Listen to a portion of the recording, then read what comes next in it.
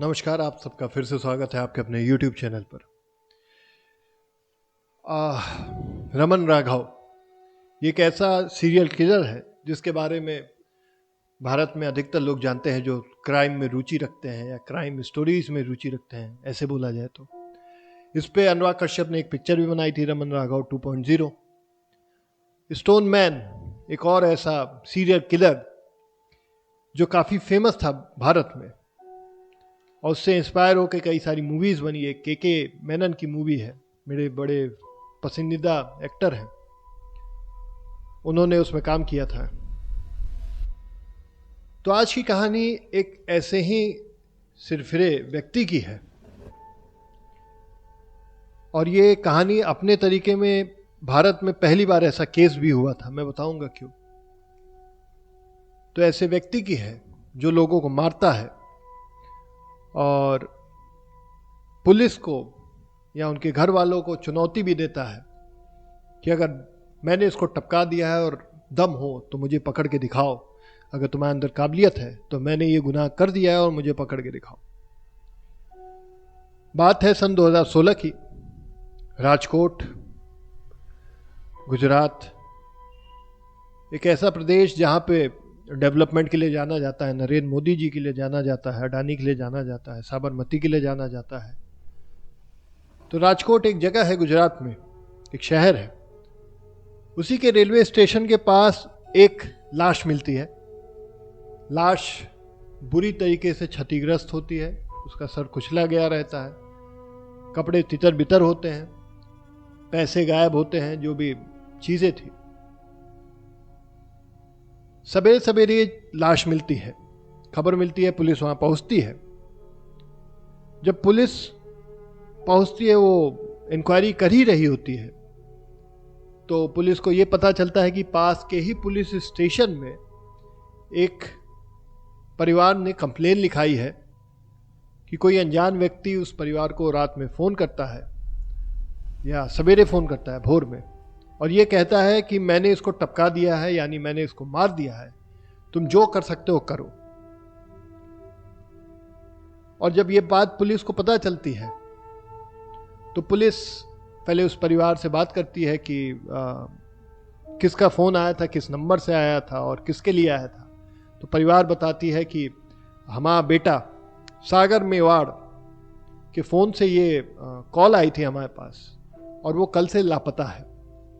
तो जब पुलिस लाश की शिनाख्त कराती है, आइडेंटिफिकेशन कराती है परिवार से, तो पता चलता है कि ये लाश सागर मेवाड़ की है और कातिल ने इसको पत्थर से कुचल के मार दिया है, इसके साथ लूटपाट की है, इसके सारे पैसे चुरा लिए हैं और इसी के मोबाइल से उसके घर वालों को फ़ोन करता है और ये बोलता है कि मैंने तुम्हारे लड़के को मार दिया है, मैंने उसे टपका दिया है, तुम जो चाहे वो कर सकते हो लेकिन मुझे पकड़ नहीं सकते।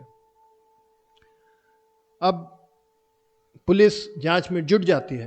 पहले तो लगता है पुलिस को कि ये किसी सरफिरे का काम है, लेकिन ठीक एक महीने बाद, यानी 23 मई 2016 को, एक महीने 1-2 दिन हुए थे, एक नई लाश मिलती है सेम कंडीशन में, कपड़े तितर बितर, सारे पैसे गायब, पर्स गायब, कीमती सामान गायब, जो भी अगर रहा होगा, सर भारी पत्थर से कुचल दिया गया था। और पास के पुलिस स्टेशन में एक परिवार ने फिर एक रिपोर्ट लिखाई कि जो लाश है उसी के मोबाइल से उनके घर वालों को फ़ोन किया गया और ये बोला गया कि मैंने उसे टपका दिया है, जो कर सकते हो कर लो। पुलिस अपनी प्रारंभिक तहकीकात करती है तो पता चलता है जो दूसरी लाश मिली है ये प्रवीण नाम के लड़के की है। अब पुलिस के कान खड़े हो जाते हैं, पुलिस के ऊपर दबाव बनने लगता है, मीडिया में भी ये बात धीरे धीरे आने लगती है कि 2 लोगों की लाश मिली है और दोनों के फ़ोन से उनके घर वालों को फ़ोन करके ये बोला गया है। 3-4 दिन बीतते हैं, 26 मई आता है, तब से तीसरी लाश मिलती है सेम कंडीशन में। एक लड़का होता है, उसका सर कुचल के खराब कर दिया गया होता है, चीज़ें लूट ली गई होती है, लहूलुहान बॉडी मिलती है। अब पुलिस को ये भी खबर लगती है कि इसके साथ भी सेम चीज़ हुई है कि कातिल ने लड़के को मारने के बाद उसके परिवार को फ़ोन किया उसी के मोबाइल से और ये बोला कि मैंने उसे मार दिया, जो कर सकते हो करो। अब दबाव बढ़ गया, पुलिस पे कई एंगल से इस जांच को करने का दबाव बढ़ने लगा। पुलिस कनेक्शन बैठाती है कि क्या ये तीनों जो व्यक्ति मरे हैं, इन तीनों का एक दूसरे से कोई कनेक्शन था, दोस्त थे या एक दूसरे को जानते थे, कहीं मिले थे। पर कोई कामयाबी नहीं मिलती है। सारी इन्वेस्टिगेशन का रिजल्ट जीरो होता है, क्योंकि ये तीनों राजकोट के थे। ये बात केवल एक चीज़ थी जो कॉमन थी। इसके अलावा ये तीनों दूर दूर तक एक दूसरे को नहीं जानते थे या इनके परिवार का कोई नहीं जानता था। अमूमन जो क्राइम होता है उसके पीछे एक मकसद होता है, और एक वो जो इंटेंशन होता है वो जानना कानून के लिए, पुलिस वालों के लिए बहुत ज़रूरी होता है। लेकिन पुलिस को इन तीनों मर्डर के पीछे, जो कि एक तरीके से हुए थे, कोई मकसद नहीं मिल रहा था। इसी बीच 2 जून, 26 मई को तीसरा बॉडी मिली थी, 2 जून को एक और लाश मिलती है। वल्लभ भाई नाम की व्यक्ति की वो लाश थी, सवेरे सवेरे मिलती है। और एक चीज़ देखी गई थी कि ये लाश का जो पैटर्न था वो ये था कि ये थोड़ी सुनसान जगह पे मिला करती थी, रेलवे स्टेशन के पास या कोई फुटपाथ जहाँ पे कम लोग रहते थे, वहाँ पे ये लाश मिला करती थी। अब उस समय टेक्नोलॉजी 2016 की थी, टेक्नोलॉजी थी हमारे पास, तो सर्विलांस पे फ़ोन लगाने का भी कोई फ़ायदा नहीं था। पर क्योंकि कातिल जो था फ़ोन करने के बाद फ़ोन स्विच ऑफ कर लेता था और कभी उस फ़ोन को रीस्टार्ट नहीं करता था। मीडिया में खबर फैली कि अब लाशों का अंबाल लगने लगा है, 4 लाशें मिल चुकी हैं पिछले 1.5-2 महीने में। तो लोगों में भी खौफ आ गया। अंधेरे जगह पे, सुनसान राहों पे जो लोग थे वो जाने से कतराने लगे। काफ़ी प्रेशर बढ़ रहा था, सरकार भी इन्वॉल्व हो गई। सख्ती से बोला गया पुलिस से इन्वेस्टिगेशन की जाए, वरना कई बड़े अधिकारी नाप दिए जाएंगे। जो एविडेंस मिलते वो कोई कनेक्शन इस्टेब्लिश नहीं करते, जिनसे तहकीकात होती, जो भी सस्पेक्ट होते वो किसी भी तरीके से फ्रूटफुल या उपयोगी साबित नहीं हो रहे थे। अब पुलिस भी थक हार गई और एक अनाउंसमेंट करती है कि जो व्यक्ति इस कातिल के बारे में कोई भी ठोस सबूत देगा या कुछ बताएगा, उसको 2 लाख का इनाम मिलेगा। इसी बीच एक पुलिस वाले को इन्वेस्टिगेशन करते समय एक बात याद आती है कि सन 2007 में 3 लोगों को मारने वाला एक स्टोन मैन था, जो बाद में पकड़ा गया। 2007 में उसने 3 लोगों को मारा था और 2009 में वो पकड़ा गया। 2 लोग थे जो पकड़े गए थे। और जब उनसे पूछा गया कि क्यों ये तुम हमले करते हो, क्यों लोगों को पत्थर से मार के, तुमको क्या मिलता है, तो उन दोनों व्यक्तियों ने ये बताया था कि हमें रमन राघव का 56 कत्लों का रिकॉर्ड तोड़ना था। और ये सारी बात मीडिया में थी, तो पुलिस ने इस एंगल को भी टटोलने की कोशिश की कि क्या वो दोनों व्यक्ति किसी तरीके से इन कत्ल में जो अभी हाल ही में हुए हैं राजकोट में, कोई कनेक्शन है कि नहीं। पर कोई सफलता नहीं मिली। और बाद में पता चला कि वो जो 2 व्यक्ति थे जो रमन राघव का रिकॉर्ड तोड़ने की बात करते थे, वो केवल नेम और फेम के लिए अपने आप को कातिल साबित करने के पीछे उतारू थे। कोर्ट में जब पेशी हुई तो सबूत की कमी के कारण उन दोनों को बरी कर दिया गया।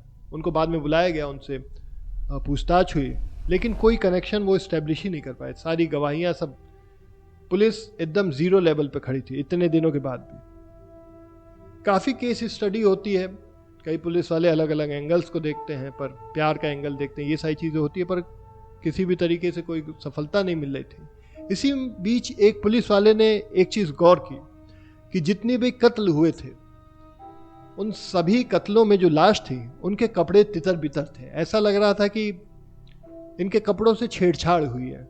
कुछ अधनंगे थे, कुछ पूरे नंगे थे, कुछ के कपड़े फटे हुए थे। तो पुलिस को समझ में आता है कि कहीं ये कोई समलैंगिक यानी गे टाइप का कातिल हो सकता है। अपने मुखबिरों को वो अलग अलग गे कम्युनिटी में भेजते हैं, तहकीकात को एक नया एंगल देते हैं और जांच को एक नए सिरे से फिर से शुरू करते हैं। अलग अलग जगहों में सीसीटीवी रिकॉर्ड देखे जाते हैं, पर कोई सबूत नहीं मिल रहा था। इसी बीच एक हमला और होता है, लेकिन जब ये हमला होता है, जिस व्यक्ति पे ऐसा हमला होता है वो उस कातिल से ताकतवर रहता है और वो बच जाता है। और कातिल को पहली बार ये एहसास होता है कि वो शायद इसको नहीं मार पाएगा, तो डर के मारे वहां से भाग जाता है। तो जिस पे हमला हुआ था वो पुलिस स्टेशन जाता है, सारी चीजें बताता है कि एक व्यक्ति हम पे हमला करने आया था और पत्थर लेके मुझ पे हमला भी करता है, लेकिन मैं मजबूत था, मैं उसको भगाने में कामयाब रहा। और उसने एक स्केच बनवाया। स्केच बनवाया जाता है, जानकारी हर पुलिस स्टेशन में दी जाती है। तो पता चलता है राजकोट में एक जगह है मावाड़ी, वहां पे एक खबर लेके आता है जामनगर के पास कि एक लड़का है हितेश नाम का, जो कि समलैंगिक है, और सन 2016 में उसके ही घर वालों ने उसे बाहर भगा दिया क्योंकि वो गे था, समलैंगिक था, और सोसाइटी ऐसे लोगों को एक्सेप्ट नहीं करती, ये सच्चाई है। तो पहले तो वो सुसाइड करने वाला था, सुसाइड का अटेम्प्ट भी किया था, लेकिन कुछ 1-1.5 महीने बाद वो घर छोड़ के भाग जाता है। पड़ोसियाँ अजीबोगरीब बात करते थे तो उसे गुस्सा आता है और उसके घर वालों ने उसको भगा दिया क्योंकि वो गे था। तो राजकोट पुलिस जामनगर जाती है और सवेरे जाके जैसे ही वो हितेश को पकड़ती है, हितेश घबरा जाता है और अपना सारा जुर्म जो रहता है वो कबूल कर लेता है। अब सवाल ये उठता है कि हितेश ये मर्डर क्यों करता था। तो उसने ये बताया कि वो क्राइम शो जो आते हैं, जैसे क्राइम पेट्रोल हुए और भी अलग टाइप के शो आते हैं, उनसे इंस्पायर था, उनसे देख के उसको मर्डर करने की सोची, और वो वहीं से आइडिया लेता था कि कैसे लोगों को मार के और बचा जा सकता है। तो रात में जाता था, सुनसान इलाकों में जाता था, अपना शिकार चुनता था, उनको मारता था, और सवेरे होते होते राजकोट छोड़ के वो जामनगर आ जाता था, ताकि अगर पुलिस कभी कनेक्शन इस्टेब्लिश भी करना चाहे तो इस्टेब्लिश ना कर पाए। फिर बाद में उसने और तहकीकात हुई जब उसने, तो जो हितेश नाम का लड़का था उसने बताया कि हाँ वो समलैंगिक है, गे है, और उसने अपने 2 शिकार के साथ सेक्सुअल एक्टिविटी भी की है। इसीलिए जो लाश रहती थी उनके कपड़े तितर बितर रहते थे, उनके कपड़े इधर उधर फटे चिथड़े रहते थे। तो ये भारत में एक पहला ऐसा केस था जिसमें एक समलैंगिक यानी गे व्यक्ति इन्वॉल्व था, और इसको बाद में पकड़ लिया गया। सन 2016 में इसे पकड़ा गया था, उसके बाद जेल भेज दिया गया। वहाँ पे ये अभी तक जेल में है, और पुलिस की वाहवाही हुई क्योंकि उन्होंने एक ऐसे एंगल पे काम किया जिसके बारे में नॉर्मली लोग नहीं सोचते थे। तो इसीलिए कहा जाता है कि एक समाज को टीवी का एक बड़ा इम्पैक्ट होता है समाज पर। तो मैं हमेशा यही कहूँगा, अच्छी चीज़ें देखें, सतर्क रहे, अपने आप को सतर्क रखें। तो ये थी कहानी एक ऐसे व्यक्ति की, एक गे व्यक्ति की, एक गे शिकारी की, किलर की, जो लोगों को मारता था और उन्हीं के मोबाइल से उनके घर वालों को फोन करके कहता था कि हाँ मैंने उसको टपका दिया है, तुम जो चाहे वो करो। ये कहानी आपको कैसे लगी कमेंट बॉक्स में ज़रूर लिख के बताइए। मैं आपके लिए ही मेहनत करता हूँ, आप ही मेरी मोटिवेशन है। अनमेश टीवी की जो टीम है, आप लोग, आपके लिए मैं कहानियां लेके आता हूँ, आपके फीडबैक का मुझे इंतज़ार रहता है।